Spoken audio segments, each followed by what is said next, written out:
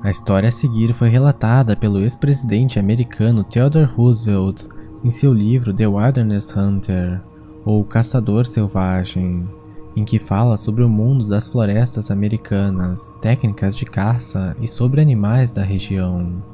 Em um capítulo ele relata a história de um homem que ele encontrou quando morava na área da fronteira, como eram chamadas as regiões que ficavam entre o mundo colonizado e explorado e o mundo selvagem e desconhecido. O nome desse homem era Bauman. Ele lhe contou uma história de um encontro fatal com um hominídeo desconhecido na floresta e que pareceu a Theodore, um homem muito hábil na arte de detectar mentiras e falsas histórias, como um relato totalmente verdadeiro. Roosevelt governou os Estados Unidos de 1901 a 1909 e ficou conhecido por ser um presidente aventureiro e ser responsável pela construção do Canal do Panamá. Roosevelt ouviu a história provavelmente em 1880, muitos anos antes de se tornar presidente. A história, mantida aqui próxima ao que foi escrito por Theodore Roosevelt em seu livro, começa assim. Os homens das fronteiras, por via de regra, não costumam ser muito supersticiosos. Eles levam vidas muito complicadas e práticas, e têm pouca imaginação em questões de espíritos e o sobrenatural. Enquanto eu vivia na fronteira, eu ouvi poucas histórias de fantasmas, e todas essas giravam em torno de lugares comuns e dos tipos mais convencionais. Mas uma vez eu ouvi uma história sobre o que chamavam de goblins naquela região, e o que me impressionou bastante. Quem me contou ela foi um velho caçador grisalho chamado Bauman, que nasceu e passou toda a vida vivendo na região da fronteira. Ele acreditava totalmente no que estava dizendo, pois não conseguia evitar de sentir algum estremecimento em certas partes da história. Mas Bauman era de descendência alemã, e na infância havia sido bombardeado com histórias sobre todo tipo de fantasmas e goblins, de forma que algumas superstições ainda estavam latentes em sua mente.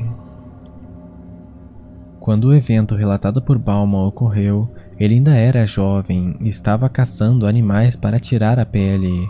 Era o que era chamado de trapper.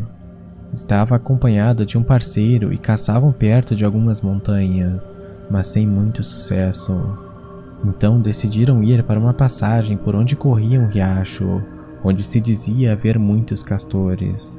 Aquela passagem tinha uma reputação maligna, pois no ano anterior um caçador solitário que andava por ali havia sido atacado e morto por um animal selvagem, tendo sido parcialmente comido.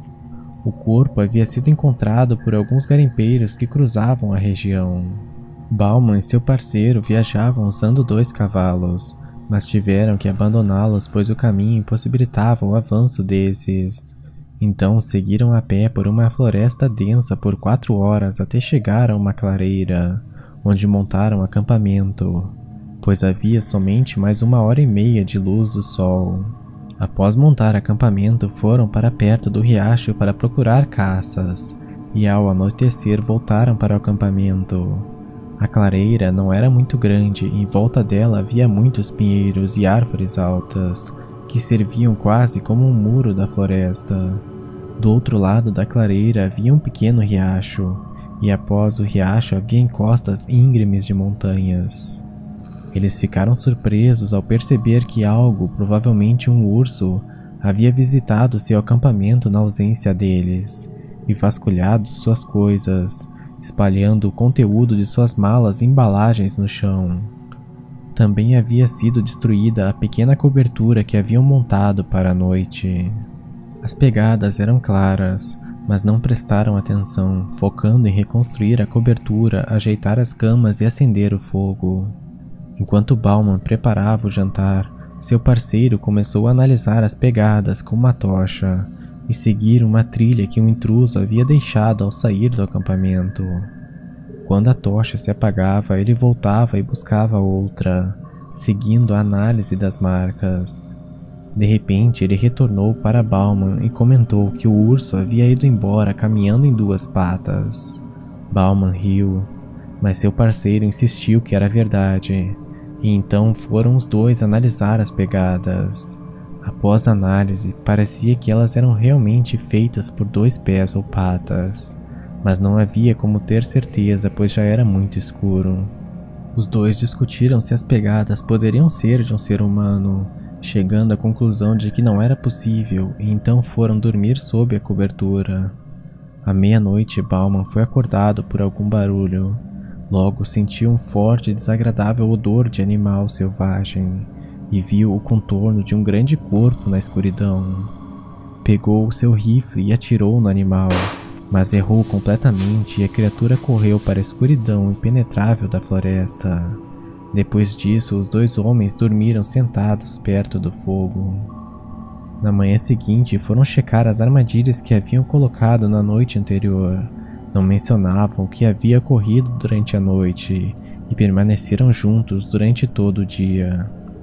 Ao anoitecer, retornaram ao acampamento, mas para sua surpresa, o local havia sido revirado novamente e a cobertura havia sido destruída. Como se fosse de propósito, as roupas deles haviam sido espalhadas por todo o chão e tudo havia sido deixado fora do lugar. Havia muitas marcas e próximo ao riacho havia marcas muito claras. Após uma análise, tiveram certeza de que o que quer que fosse estava andando em 2 patas. Os 2 homens então juntaram muita madeira e montaram uma grande fogueira.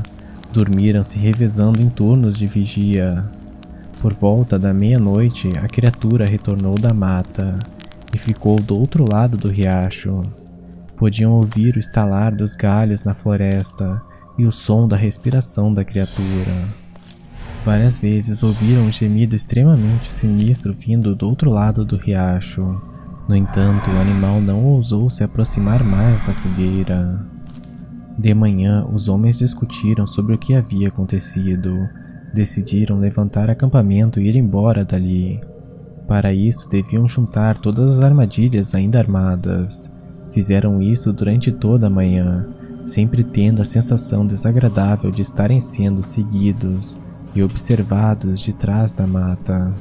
Várias vezes ouviram galhos estalando atrás de si, ou então movimentos nos arbustos ao redor.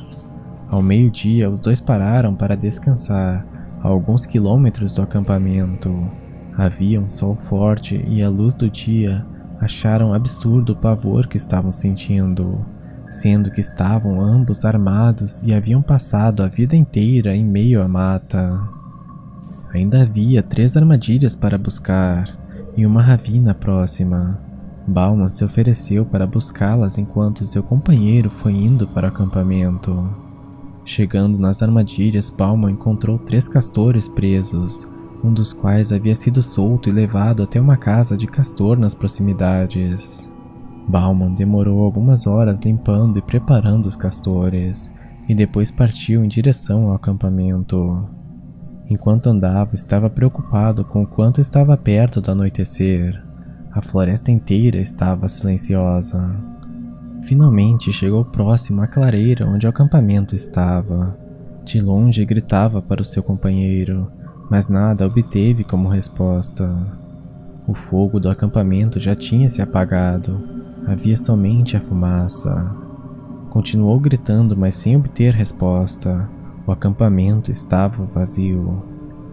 De repente, Bauman viu o corpo de seu amigo, estendido junto a um tronco de uma árvore. Indo em direção ao corpo, percebeu que ele ainda estava quente e o pescoço estava quebrado. Também havia 4 marcas de presas grandes no pescoço.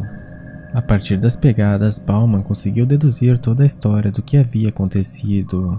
O seu companheiro, tendo terminado de arrumar as coisas para sair em viagem, sentou-se contra o tronco da árvore, de frente para o fogo e de costas para a floresta. Foi então que a criatura, que devia estar à espreita o tempo todo na floresta, avançou em passos silenciosos e quebrou o pescoço do caçador, e depois cravou suas presas nele. Em seguida, andou pela área e retornou para a densa floresta. Bauman, acreditando que a criatura era algo meio humano e meio diabo, ou algum tipo de goblin macabro, abandonou tudo, menos seu rifle, e foi embora dali o mais rápido que pôde, retornando até os cavalos e depois seguindo até que fosse impossível de ser seguido.